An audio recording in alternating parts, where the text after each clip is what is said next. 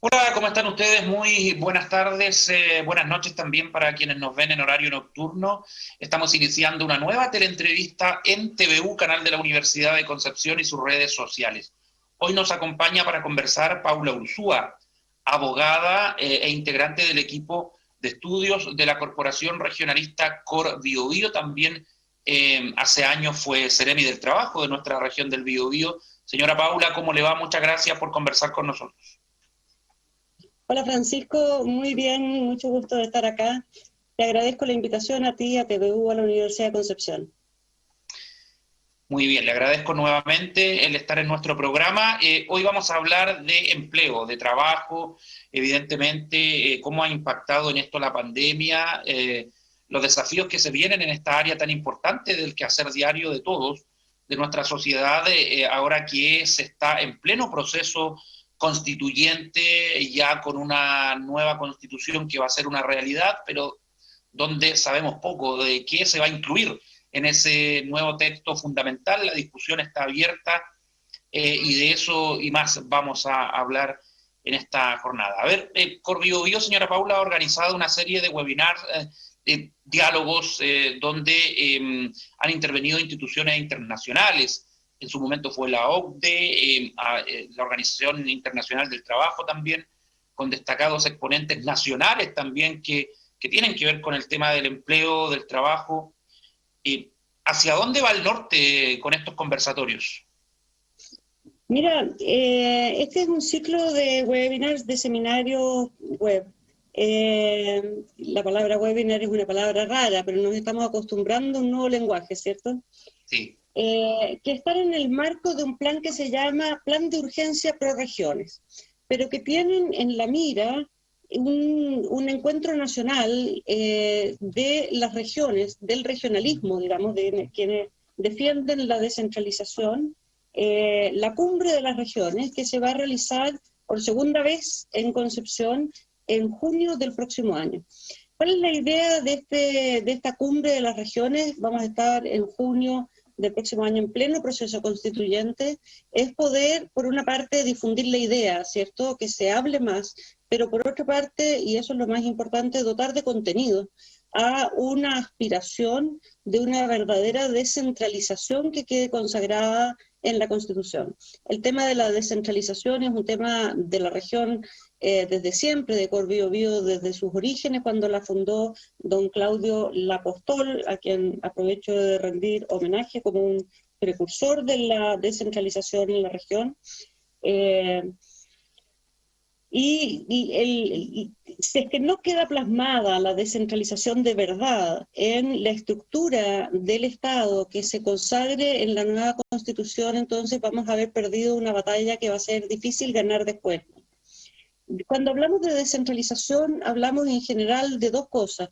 Una es el tema del desarrollo equitativo del territorio, ¿eh? Que no estén los cargos altos, los cargos de decisión, los centros, los CEOs de todas las empresas, los centros de decisión en todos los ámbitos solamente en Santiago, y por lo tanto también el poder adquisitivo y las inversiones en Santiago, sino que el desarrollo se distribuya de manera más equitativa en todo el territorio nacional. Que eso es fundamental, o sea, es un requisito de sobrevivencia en nuestro país. Pero por otra parte también hablamos no solamente de que el territorio se administre bien, que podría administrarse bien desde Santiago, ¿cierto? Y tener desde Santiago políticas equitativas para el desarrollo de todo el país, sino principalmente, y ese es el concepto de descentralización, que se reparta un poco más el poder. Que se reparte el poder a lo largo del territorio, que las comunas tengan poder real, que las regiones tengan una estructura que recoja las identidades culturales, territoriales, y que tengan poder de decisión también real respecto de sus ingresos, respecto de su desarrollo, respecto de su cultura, etc. En junio vamos a tener esta cumbre de las regiones en que esperamos reunir a todos los regionalistas o quienes deberían ser también regionalistas o pro descentralización para poder justamente discutir de estos temas, ver su importancia, ver cómo es un tema de sustentabilidad nacional, y dotar de contenidos a los constituyentes que van a estar en ese momento redactando nuestra nueva Constitución. Y en ese sentido, se organizaron estos 4 webinars. Hemos estado con el Banco Mundial, hemos estado con la OCDE, hemos estado con la CEPAL, estuvimos el viernes pasado con la OIT, esperamos estar dentro de las próximas semanas o quizás en marzo con el PNUD. ¿Con qué objetivo? Para conocer estándares internacionales, para conocer una mirada supranacional respecto de estos aspectos, para conocer experiencias también comparadas, de manera de no solamente alimentarnos y retroalimentarnos de nuestros propios conocimientos, sino también traer a la discusión un poco más de conocimiento técnico de fuera. Paula, ahora entrando de lleno ya en uno de los temas de ese webinar, el trabajo que nos convoca, el empleo, ¿qué papel juega eso en una mayor descentralización? Fíjate que es muy importante desde muchísimos aspectos. A ver, si es que pensamos en desarrollo económico regional o desarrollo económico local, cualquier desarrollo económico requiere tener mercado, ¿cierto? Si es que tú produces lo que sea, alcachofa, necesitas tener poder comprador para tus alcachofas. Y si es que las personas en las regiones tienen ingresos muy bajos, si es que el trabajo en las regiones genera ingresos muy bajos, entonces tú tienes un mercado muy, muy reducido. Si es que tú, para contratar el envase en que vas a vender tus alcachofas, para pedir el procesamiento, para comprar los frascos, para, en fin, el vinagre, lo tienes que ir a comprar a Santiago, entonces tienes un desarrollo regional mucho más bajo. Y por eso es el tema del empleo, no solamente del trabajo dependiente del sector privado, que es el que se rige por el Código del Trabajo, sino del empleo, los innovadores, los pequeños empresarios, los medianos empresarios y los trabajadores por cuenta propia y los trabajadores dependientes son tremendamente importantes para la descentralización. Ahora, ¿cuál es el desafío entonces en esa materia que puede presentar Chile con todos los cambios que estamos experimentando, con el estallido social, con la pandemia? ¿Es momento de empezar a ver el trabajo como algo distinto a como lo veíamos hace 5 años atrás y de ahí para atrás en la historia? Fíjate que eso que me preguntas, te agradezco la pregunta porque es una pregunta súper importante. A ver, el derecho del trabajo, como lo entendemos siempre, nuestro Código del Trabajo, que es en fin, que viene de las leyes laborales, del plan laboral de los años 80, está concebido sobre, igual que todos los códigos del trabajo del mundo, está concebido sobre la base de una empresa que es al mismo tiempo una organización productiva y un lugar físico. O sea, los trabajadores van al banco a trabajar, los trabajadores van a la empresa a trabajar, ¿cierto? Y en la empresa se encuentran con el jefe, con los supervisores, con los compañeros de trabajo, forman un sindicato, reclaman algunos derechos laborales, en fin, llegan a acuerdos, ahí producen y se relacionan. Las empresas a lo largo de los últimos años, no es un fenómeno de los últimos 5 años, han sufrido un proceso de descentralización muy importante. Y entonces hoy día el guardia, el que entrega la colación, el que hace el aseo, probablemente el que maneja el sistema computacional, el que paga las remuneraciones, puede ser un externo a la empresa productiva. ¿Cuál es el núcleo de la empresa productiva? Cuesta diferenciarlo. Tenemos empresas enormes. Yo te hablo de Forestal Arauco. Forestal Arauco es una empresa enorme, es dueña de gran parte del territorio de la región, es de las que más aporta al PIB regional, y sin embargo tiene poquísimos trabajadores, porque la mayoría están externalizados, ¿cierto? A través de contratistas y subcontratistas y subcontratistas. Ahora, ¿eso es bueno o malo? Porque también se ha criticado mucho la externalización. Se critica mucho la externalización, sin embargo, en fin, yo aparte de colaborar con CorBioBio, trabajo directamente con sindicatos, soy abogado socia, fundadora del Estudio Jurídico del Trabajador, trabajamos con sindicatos y claramente vemos los efectos en precarización y desprotección que implica la excesiva descentralización productiva. Sin embargo, esto es como un poco la discusión de los taxis y Uber. Cuando ya está luchar contra ello es difícil, más bien hay que regularlo de manera que ofrezca muchas certezas, ¿no? Ahora, quiero volver al tema de la pandemia. Este fenómeno de descentralización que teníamos hasta ahora se ha profundizado y ha cambiado un poco de cariz con el tema de la pandemia. ¿Por qué? Porque se aceleró el proceso, el uso de herramientas informáticas. Entonces, hoy día la empresa es una empresa que no necesariamente tiene un centro. ¿Quiénes son esta empresa? Un caballero que está en su casa, el otro que está en su parcela, el otro que se fue a vivir con la mamá, el otro que está en el sur, el otro que está en el norte, otro que está quizás fuera de Chile, y sin embargo todos producen en conjunto. La empresa ha dejado de tener un centro físico como importante. Y el trabajo además ha dejado, o en fin, no digo que haya dejado para siempre, pero cobra más importancia un trabajo que no es social, no se reúnen los grupos de trabajadores en un lugar físico donde producen, ¿se entiende? Entonces hay un proceso de descentralización mucho más profundo del concepto de empresa y al mismo tiempo, y aquí toca con Corbiobío, un proceso de mucha mayor centralización en la organización. Porque si es que antes tú tenías un encargado de recursos humanos o de relaciones laborales en la zona sur, hoy día esa persona puede estar teletrabajando en cualquier parte y probablemente desde el centro. Y por lo tanto, el uso de tecnologías hace que todo se centralice más. Si yo pienso en el comercio, por ejemplo, el comercio que se hacía en tiendas, incluso en grandes cadenas de tiendas, pero tú tenías el local aquí, en fin, tenías Ripley, Falabella, Almacenes París, Abecedín, en Concepción. Hoy día la mayor parte de las ventas de esas empresas se hace desde las bodegas centrales.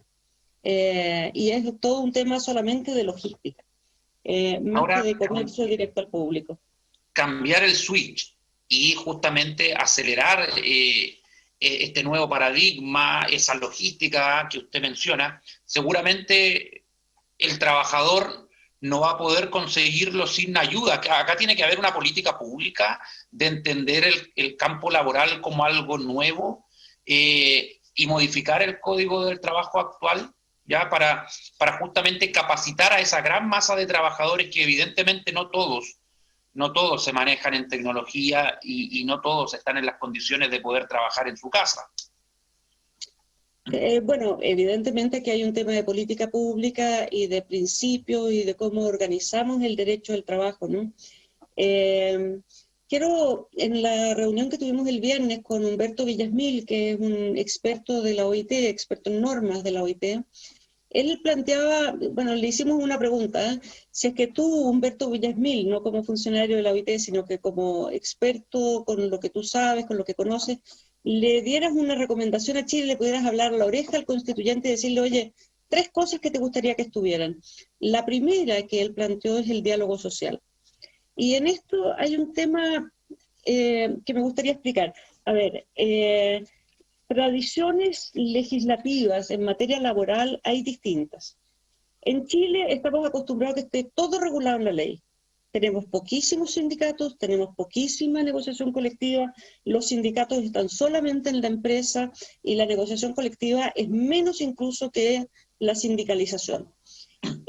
¿Por qué se produce eso? Porque los actores de la relación laboral, por una parte los empresarios sí, están reunidos en sus asociaciones gremiales, su Cámara de la Construcción, su Cámara de Comercio, su Cámara, su Corma, en fin, sus organizaciones gremiales que inciden en materia legislativa. Por otra parte tenemos los sindicatos muy debilitados, muy disgregados, con muy poco poder, entonces no tenemos una paridad como para poder negociar legislaciones específicas.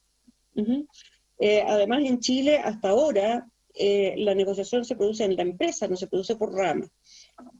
Humberto Villasmil decía, lo más central, lo que más me gustaría sería que la Constitución chilena consagrara como un principio normativo, como una norma de cierre, el diálogo social y el trabajo decente. ¿Qué es el diálogo social? Es la conversación entre el gobierno, las organizaciones empresariales y las organizaciones de trabajadores, centrales contra regionales. ¿Por qué no podemos las sucursales de los bancos, las sucursales de Banchile, las sucursales de las cadenas, conversar con el centro, cómo se define nuestro trabajo y nuestra relación con la comunidad y el territorio? o entre trabajadores y empresarios por cómo organizarnos. En Chile estamos acostumbrados a que todo está en la ley, tenemos unas leyes minuciosas y los empleadores se complican porque las leyes a veces son rígidas, no se adaptan a las realidades. ¿Por qué no pueden, por ejemplo, los panaderos de Chile conversar con los productores de pan de Chile y el gobierno y sobre la base de ciertas reglas que se acepten como estándares de trabajo decente, de derechos fundamentales, de normas mínimas del trabajo, ponerse de acuerdo ellos, pactar las reglas que van a regir esa forma de trabajo? Eso es lo que se conoce en el mundo como la negociación, bueno, una de las formas de negociación por rama, que en Y Chile suena para, como horror. y para emparejar la cancha, evidentemente que eso viene de la mano de la nueva Constitución, de tener organizaciones de trabajadores que sean un real contrapeso al empresariado y que puedan conversar a la par con el gobierno también, y no el panorama desigual que se ve ahora por argumentos que usted misma me estaba contando. Exactamente, para emparejar la cancha es indispensable que exista esta regla del diálogo social. Ya. Nuestra Constitución actual desconfía mucho de los sindicatos. Establece, bueno, la Constitución ha permitido por años que existan los grupos negociadores, por ejemplo. Establece que los sindicatos los únicos sindicatos que sí tienen poder de negociación son los sindicatos de empresa. Y dentro de la empresa tú lo que haces es pelear cara a cara con tu jefe algunos beneficios, no puedes negociar las reglas. En fin, en Chile no está prohibida, pero no está consagrada con poder real de negociación, la negociación por rama, que sería la que nos permitiría mayor flexibilidad normativa. En Chile los sindicatos, muchos sindicatos no tienen derecho a huelga. En muchas empresas no se puede negociar colectivamente. En fin, realmente la Constitución desconfía profundamente de los sindicatos, como si los sindicatos fueran una herramienta así como tergiversadora de la realidad. Cuando Y el trabajo hablamos decente, Paula. el trabajo decente es un concepto maravilloso, la verdad. Es un concepto muy amplio, muy plástico, como decía Humberto Villasmil. Es un concepto que se ha instaurado en el mundo a partir de la propuesta de un chileno, de don Juan Somavía, que fue director mundial de la OIT. Él estableció ese término. Y el trabajo decente significa un trabajo que te permita, primero, que sea estable, de manera que te permita proyectarte. Segundo, que te dé ingresos que te permitan no solamente sobrevivir, sino que también formar a tus hijos, tener un hogar, tener una vivienda. Y luego que sea un trabajo seguro, en condiciones de higiene y de seguridad laboral adecuadas. Y por último, que sea un trabajo protegido, un trabajo donde haya seguridad social para la vejez, para la enfermedad, para la cesantía. Y además un trabajo donde haya diálogo social, donde se permita la participación de los trabajadores en la definición de las condiciones comunes de trabajo. Esos son como los 5 elementos de lo que se entiende por trabajo decente. Yo hago alusión a una frase que es común escuchar en Chile: oye, los empresarios son súper importantes porque dan trabajo. No es importante que den trabajo. La propiedad tiene un sentido social. La propiedad tiene un límite, que es el sentido social de la propiedad. Y si es que tú das trabajo, tienes la obligación de dar trabajo decente, acompañado por políticas públicas de trabajo decente. ¿Cómo podemos avanzar en mejores remuneraciones? No llega a los 400.000, que es un número, una cifra que incluso ha sido colocada en informes que ha hecho la Iglesia e instituciones, un sinfín de organismos donde se habla de que la línea de la pobreza está abajo de 400.000 pesos para una familia con hijos. Entonces, ¿cómo es posible que el sueldo mínimo en Chile esté bajo eso, Paula? ¿De qué depende pegar ese salto? Porque ahí está la eterna discusión.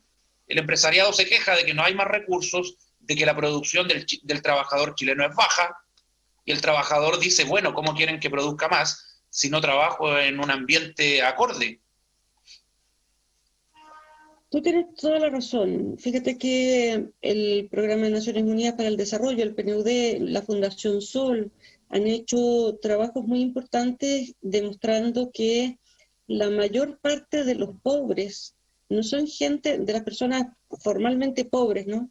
No son personas que estén fuera del mercado laboral, no son personas que estén en el mercado informal, sino que gran parte de los pobres son trabajadores formales con contratos de trabajo jornada completa. Y lo que pasa es que ganan poquísimo. Y algunos de ellos trabajan en empresas que tienen altas utilidades. Y ahí yo te diría dos cosas. Uno es este concepto como de la función social de la propiedad, ¿no? La propiedad no es absoluta. Yo no puedo justificar todo lo que quiera por mis utilidades. Yo tengo que ofrecer, entre otras cosas, trabajo decente, productos de calidad, una forma de producción amistosa con el medio ambiente, sustentable, pero sobre todo para las personas, que son lo más importante, un trabajo decente que les permita proyectarse en la vida. Y eso es un principio que hoy día no está en nuestra Constitución. El valor social de la propiedad y la importancia del trabajo decente, es decir, que tú das trabajo, esa es tu obligación. Pero por otra parte tenemos desafíos súper importantes como país, que lo ha mostrado muchas veces la OCDE y el Banco Mundial, que nosotros tenemos que dar un salto muy cuantitativo, muy cualitativo, no solo cuantitativo, en términos de educación. El factor de desarrollo que más débil siempre ha tenido Chile, y particularmente las regiones, es justamente el de la capacitación de su fuerza de trabajo, ¿cierto? No solo capacitación técnica, laboral, sino de formación, de capacidad de comprensión, capacidad de innovación. Y ese es un salto cualitativo que tenemos que dar. Y aquí vuelvo a la centralización y la descentralización como desafío. La región del Biobío es una región formadora de profesionales. Los forma, los capacita y luego los exporta. Los alumnos destacados de la Universidad de Concepción, de la Universidad del Biobío, empiezan su carrera acá y acá en la región tienen un techo inmediato, un techo muy cercano. Si quieren seguir creciendo, tienen que irse a Santiago o tienen que irse al norte a las mineras. En la región del Biobío, la centralización del país y la pauperización del sistema productivo regional, el haber convertido a esta región en una región prestadora de servicios que son controlados desde el centro, porque no es aquí en la región donde están las casas matrices de todas esas empresas de servicios, ha hecho que nuestro capital humano también sea un capital humano que cuando destaca emigra. Y eso es un drama para nuestra región, pero también un drama para el país. No es solo la región la que se queja. Santiago no puede seguir creciendo. La pandemia, si algo ha mostrado, es que un país tan inequitativo en su desarrollo territorial como el nuestro no es sustentable. No es sustentable porque cualquier cosa que pase en ese centro monstruoso afecta al país entero y lo paraliza.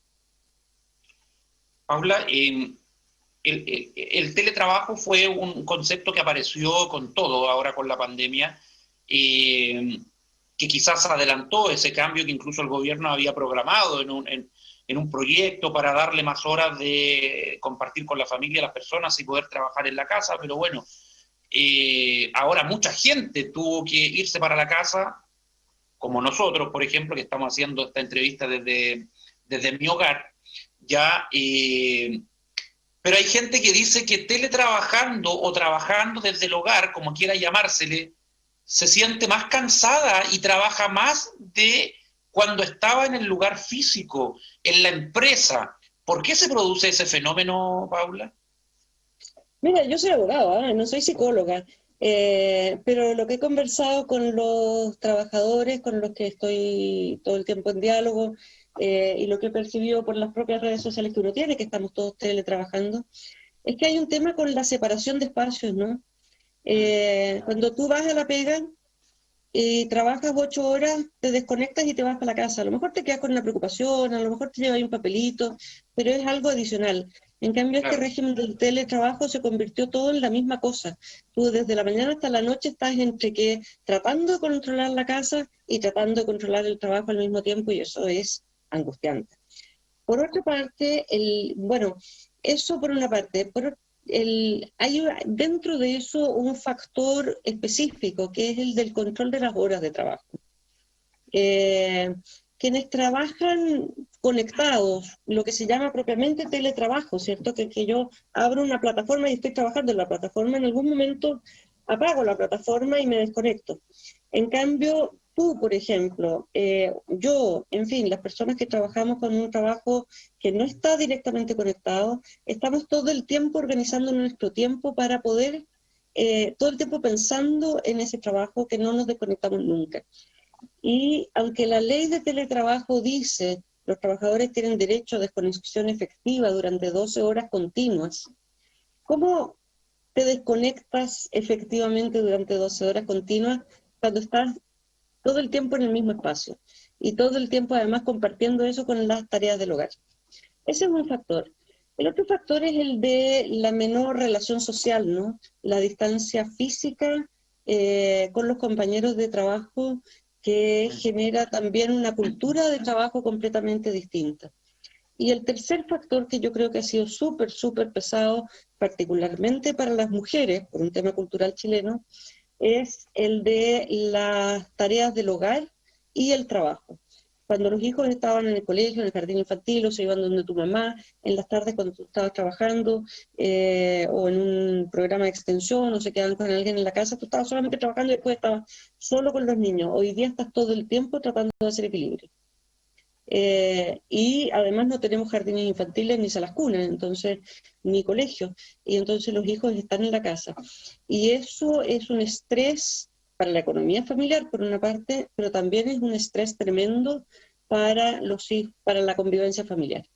Eso nos dice que en un periodo normal, cuando ya superemos la pandemia, que ojalá sea luego, tiene que haber una cultura nueva del trabajo, como usted dice, porque tiene que haber una red para que una persona pueda trabajar cómodamente en su hogar, que funcionen los jardines infantiles, que los niños puedan estar con otros pequeños mientras la persona trabaja, respetar los horarios, porque una de las quejas ha sido que los jefes le mandan correo electrónico o WhatsApp fuera de las horas de trabajo, incluso de noche, cuando se supone que hay un descanso. ¿Eso es parte de una nueva cultura? ¿Lo ve usted también así, Paula?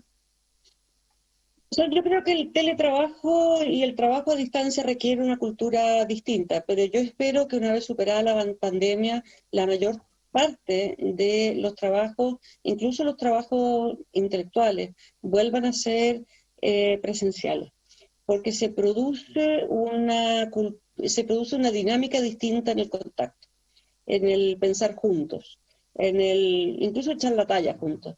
Se piensa mejor, se produce mejor, se tiene más espíritu de equipo, más espíritu de cuerpo, más O relación con la sea, gente. por ningún motivo esto tiene que reemplazar al otro, tiene que ser una opción, una alternativa. Si es que lo que se quiere es flexibilizar para que las personas puedan manejar mejor su tiempo, eso siempre se ha podido, ¿eh? No hay ningún problema en la legislación actual, incluso antes de la ley de teletrabajo, para que la gente pacte formas de trabajo distintas. En la medida en que se respetan los mínimos del Código del Trabajo, no era un problema. Pero efectivamente yo creo que el trabajo presencial, el trabajo de equipo, el contacto humano es irreemplazable. Y el separar espacios de trabajo y de familia también es irreemplazable. Paula Ursúa, abogada, integrante del equipo de estudios de Cor Biobío. Muchas gracias por conversar con TVU y sus redes sociales, y vamos a estar pendientes mucho de si estos temas se toman en cuenta, ¿eh? Porque tienen que ver con la descentralización que todos queremos. Muchas gracias. Muchas gracias a ti. Chao, Francisco. Chao.